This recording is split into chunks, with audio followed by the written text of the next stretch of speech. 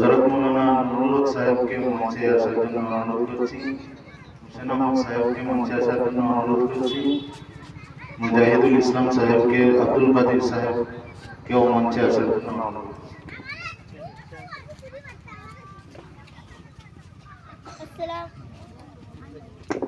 আসসালামু আলাইকুম ওয়া রাহমাতুল্লাহি ওয়া বারাকাতুহু।